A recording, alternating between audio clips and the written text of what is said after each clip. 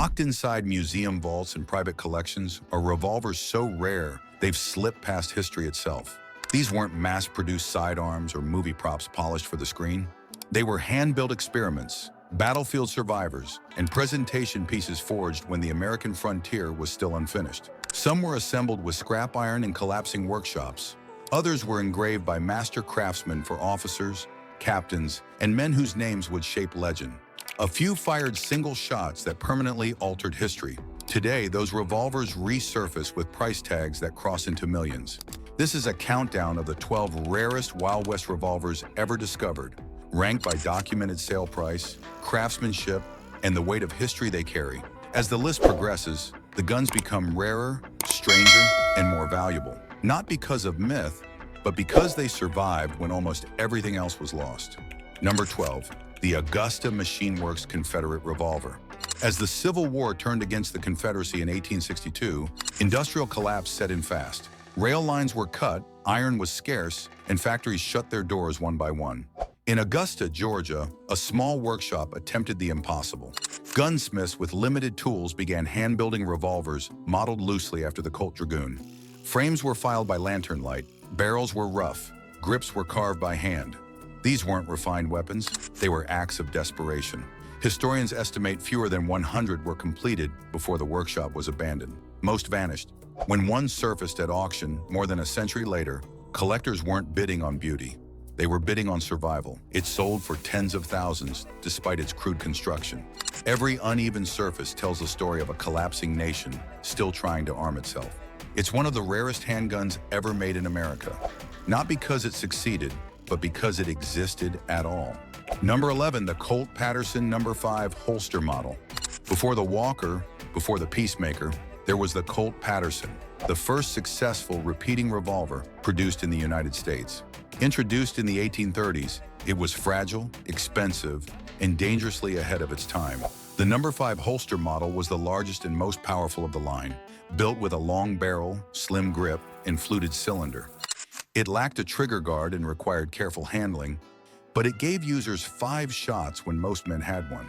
Early Texas Rangers used them to devastating effect. Colt nearly went bankrupt producing them, and only a few hundred were ever made. Surviving examples are exceptionally rare. When a fully documented holster model appeared at auction, it sold for nearly $1 million. Every Colt revolver that followed traces its lineage directly back to this fragile, revolutionary design. Number 10, the early pinch frame Colt Single Action Army. When Colt introduced the Single Action Army in 1873, it didn't emerge fully formed. Early production models featured a distinct narrow frame contour near the barrel, a detail collectors now call the pinch frame. These revolvers were hand-assembled before Colt's manufacturing process stabilized. Only the first few hundred carried this design, and many were altered or replaced as production evolved. What makes them valuable isn't decoration, it's timing. These are the very first peacemakers, the birth point of the revolver that would dominate the West. One documented civilian example with a low serial number sold for well over $250,000. It wasn't engraved, it wasn't plated. It was valuable because it was first. A mechanical origin story stamped into steel. Number 9, Wild Bill Hickok's Smith & Wesson model. Number 2, Army. Before Wyatt Earp or Billy the Kid became household names, James Butler Hickok defined the image of the gunfighter. Unlike many of his contemporaries, Hickok favored Smith & Wesson's model number 2 Army revolver, a slim 7-shot rimfire using metallic cartridges. It was lighter and faster than percussion Colts and represented cutting-edge technology during the Civil War era. Hickok carried paired examples with ivory grips, worn cross-draw. One verified revolver connected to Hickok surfaced at auction with photographic and family documentation. It sold for over $200,000. The gun itself is modest, small, lightweight, but it helped create the archetype of the professional gunfighter. Its value lies entirely in the man who carried it and the reputation he forged shot by shot.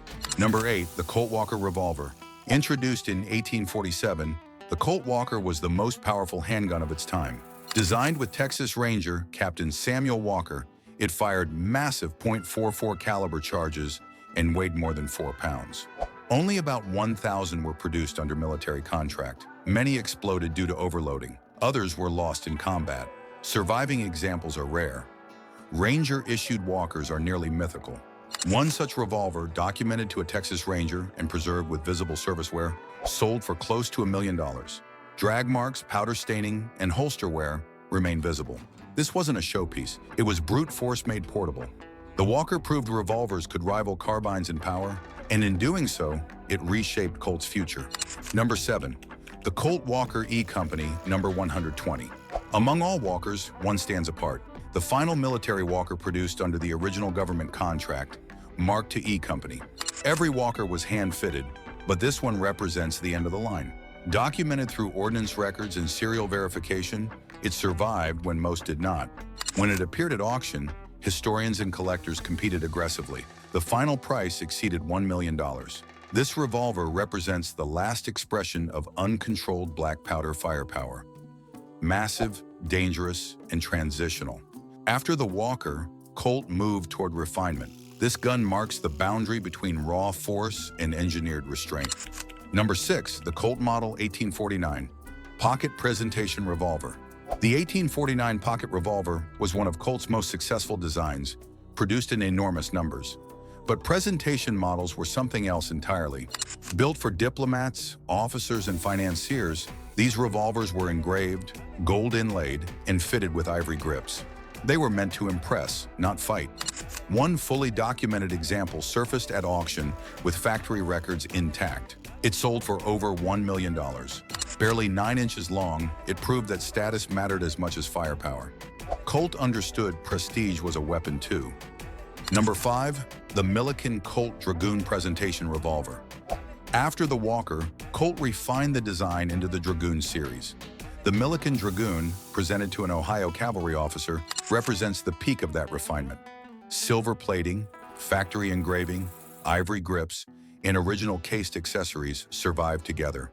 Almost unheard of. When auctioned, it sold for more than $1.6 million. This revolver marks the moment Colt shifted from battlefield necessity to legacy craftsmanship. Number 4, the Danish Sea Captain Colt Walker.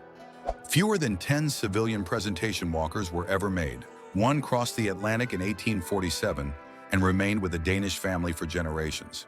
Unlike military Walkers, it was preserved in its original rosewood case with accessories intact. When it resurfaced, collectors recognized it instantly. The final price exceeded $1.8 million. This wasn't a weapon of war, it was a preserved origin artifact. Number 3, the Nimsky engraved Black Beauty Colt Single Action Army. Louis D. Nimsky was the most celebrated engraver of his era. His finest surviving Colt, known as the Black Beauty, features deep relief engraving, dark blued steel, and restrained gold inlay. It never saw combat. It wasn't meant to. When auctioned, it became the most expensive engraved revolver ever sold, surpassing $1.6 million. It proved firearms could be fine art. Number 2, Wyatt Earp's Colt Single Action Army. Wyatt Earp's documented Colt, attributed to his time in Tombstone, sold for hundreds of thousands. Its value lies in wear. Silvered bluing, smooth grips, and daily use. It's the bridge between myth and documented history. Number 1, Pat Garrett's Colt Single Action Army, the gun that killed Billy the Kid. On July 14, 1881, Pat Garrett fired one shot that ended a legend. The revolver was ordinary, military issue, worn, unremarkable, but its provenance is airtight. When auctioned, it sold for over $6 million, the highest price ever paid for a firearm. Not because of beauty, because of consequence. One shot, one room, one legend ended. From scrap-forged Confederate revolvers to gold-inlaid masterpieces, these guns tell the real story of the American frontier. History wasn't written with ink. It was forged in steel, carried through dust and violence, and preserved by chance. And if you want more stories pulled from the edge of history, the weapons, the systems, and the truths Hollywood never shows, stay with Forged and Forgotten. The next one might be even rarer than everything you've just heard.